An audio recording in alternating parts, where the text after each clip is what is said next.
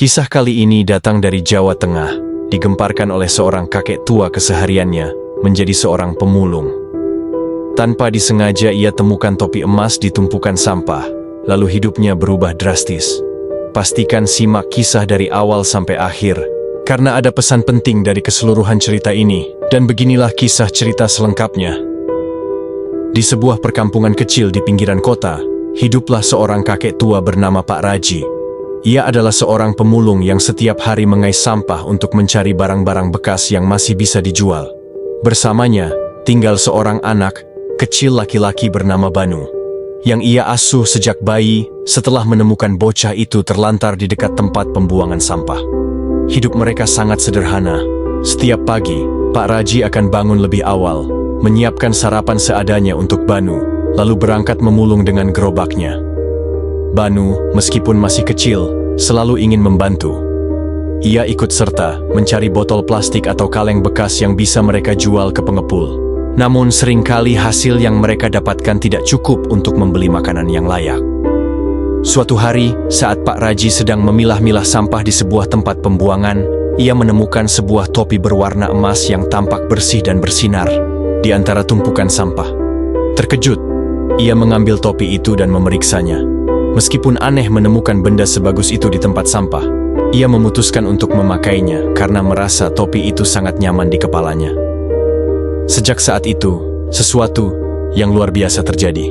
Ketika Pak Raji mencari sampah, ia selalu menemukan barang-barang berharga. Ada botol kaca dalam jumlah besar, logam yang bisa dijual dengan harga tinggi, dan bahkan beberapa perhiasan yang tersembunyi di antara tumpukan sampah. Dalam waktu singkat, ia mulai mendapatkan lebih banyak uang daripada biasanya. Awalnya, ia berpikir ini hanya kebetulan. Namun, setelah beberapa hari berturut-turut mendapatkan hasil yang sangat banyak, ia mulai curiga bahwa topi emas itu memiliki kekuatan ajaib. Ia mencoba melepasnya saat bekerja, dan anehnya, hasil yang ia dapatkan kembali seperti biasa, sangat sedikit. Namun, begitu ia mengenakan topi itu lagi, keberuntungan kembali menghampirinya. Dengan penghasilan yang semakin besar, hidup Pak Raji dan Banu perlahan berubah. Mereka tidak lagi kelaparan, bisa membeli makanan enak, dan bahkan menyewa rumah kecil yang lebih layak dibandingkan gubuk mereka yang dulu. Banu bisa bersekolah, sesuatu yang sebelumnya hanya mereka impikan. Namun, keberuntungan ini juga mengundang perhatian orang-orang di sekitarnya. Beberapa orang mulai curiga dengan perubahan drastis dalam hidup Pak Raji. Ada yang menganggap ia menemukan harta karun, ada pula yang menuduhnya melakukan hal-hal tidak jujur. Hingga suatu hari, seorang pria jahat bernama Darman mengetahui rahasia topi emas itu. Darman, seorang pemilik usaha rongsokan yang serakah, berusaha mencuri topi tersebut. Suatu malam, ia menyelinap ke rumah Pak Raji dan mengambil topi itu saat mereka sedang tidur. Keesokan harinya, Pak Raji terbangun dan menyadari topinya hilang. Ia sangat sedih, tetapi ia tahu bahwa hidup harus terus berjalan. Meskipun tanpa topi itu, ia tetap harus bekerja keras untuk menghidupi Banu. Sementara itu, Darman yang mencuri topi emas itu mencoba menggunakannya untuk mencari kekayaan. Namun, alih-alih mendapat keberuntungan seperti Pak Raji, ia justru mengalami kesialan bertubi-tubi. Setiap kali ia mengambil barang dari sampah, tangannya terkena pecahan kaca, atau ia malah menemukan benda-benda yang tidak berharga sama sekali. Merasa tertipu, Darman membuang topi itu ke sungai dengan penuh kemarahan. Pak Raji yang mengetahui hal itu tidak lagi mencari topi tersebut. Ia menerima bahwa keberuntungan sejati bukan datang dari benda ajaib, tetapi dari kerja keras dan ketulusan hati. Meski hidupnya kembali sederhana, ia tetap berusaha dan bekerja keras untuk Banu. Bertahun-tahun kemudian, Banu tumbuh menjadi seorang pemuda yang cerdas dan berbakti. Berkat didikan dan kasih sayang Pak Raji, ia berhasil mendapatkan beasiswa dan akhirnya menjadi seseorang yang sukses. Ia membalas semua kebaikan Pak Raji dengan membangun sebuah rumah kecil untuk mereka berdua dan memastikan kakeknya bisa hidup dengan nyaman di hari tua. Pak Raji tersenyum melihat bagaimana kehidupan mereka berubah. Ia menyadari bahwa harta yang paling berharga bukanlah emas atau kekayaan, tetapi keluarga dan cinta yang mereka miliki satu sama lain. Namun takdir kembali membawa keajaiban dalam hidup mereka. Suatu hari, saat Pak Raji berjalan di pinggir sungai, ia melihat sebuah benda mengambang di atas air. Ia terkejut ketika menyadari bahwa itu adalah topi emas yang dulu hilang. Dengan hati-hati, ia mengambilnya dan membersihkannya. Kali ini, ia merasa ada sesuatu yang berbeda dari topi tersebut. Beberapa waktu setelah topi itu kembali, Banu jatuh sakit. Ia mengalami demam tinggi yang tak kunjung sembuh. Pak Raji mencoba segala cara untuk mengobati cucunya, tetapi tak ada yang berhasil. Dalam keputusasaan, ia tanpa sadar meletakkan topi emas itu di kepala Banu. Tak lama kemudian, sesuatu yang ajaib terjadi. Demam Banu perlahan menghilang, dan kesehatannya pulih dengan cepat. Setelah membakar topi emas yang dulu ia temukan, ia merasa beban hidupnya lebih ringan. Ia tak lagi dihantui oleh ketamakan dan godaan, harta yang sempat menggoyahkan hatinya. Kini, ia memilih menjalani hidup dengan ketulusan dan keikhlasan. Suatu hari, saat mengumpulkan barang rongsokan di pinggiran desa, Pak Raji bertemu dengan seorang gadis desa bernama Lestari. Lestari adalah seorang gadis sederhana, baik hati, dan rajin membantu orang tuanya di ladang. Awalnya, pertemuan mereka hanya sekadar sapaan singkat. Namun, semakin lama, Lestari semakin sering berbicara dengan Pak Raji, menanyakan kabarnya. Bahkan tak jarang memberinya makanan jika ia melihat kakek itu tampak kelelahan. Pak Raji merasa ada kehangatan dalam perhatian yang diberikan Lestari. Sudah lama ia tidak merasakan kasih sayang dari seseorang. Ia selalu berpikir, di usia tuanya, tak mungkin ada yang mau menerimanya sebagai bagian dari keluarga. Namun, Lestari melihatnya dengan cara yang berbeda. Bagi Lestari, Pak Raji adalah orang yang bijaksana, penuh pengalaman, dan memiliki hati yang baik. Suatu hari, saat hujan deras mengguyur desa, Pak Raji berteduh di sebuah gubuk tua dekat sawah. Tanpa disangka, Lestari datang membawa payung dan mengajaknya berteduh di rumahnya. Di rumah sederhana itu, orang tua Lestari menyambutnya dengan ramah.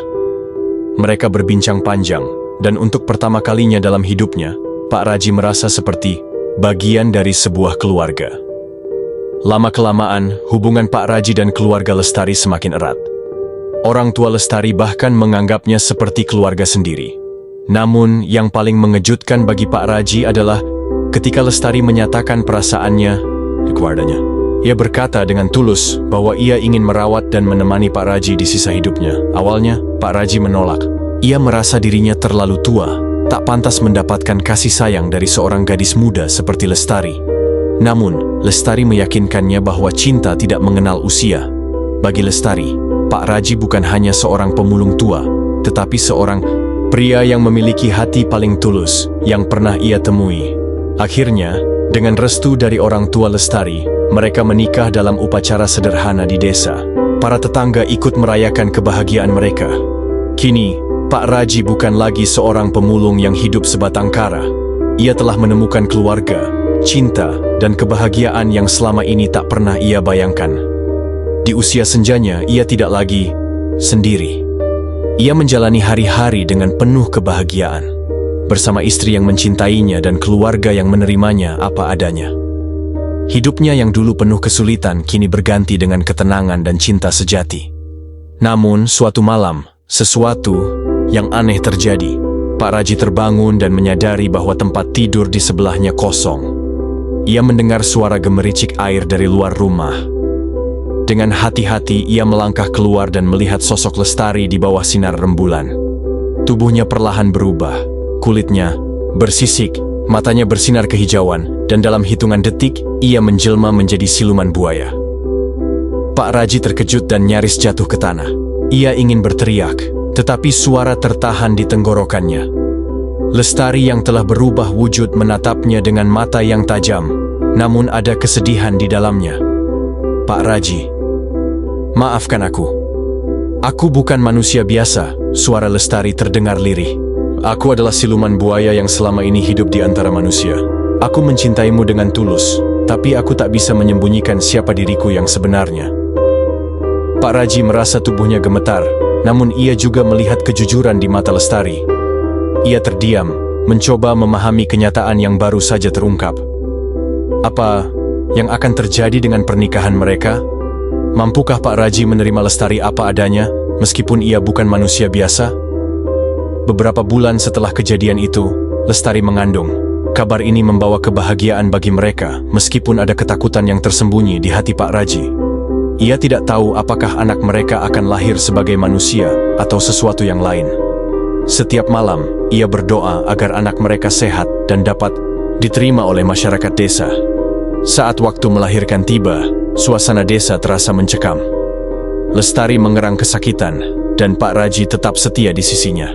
Namun, ketika tangisan bayi pertama kali terdengar, keheningan menggantikan suara-suara kecemasan. Di hadapan mereka, bukanlah bayi manusia biasa yang lahir, melainkan seekor bayi siluman buaya dengan mata tajam dan kulit bersisik hijau berkilau.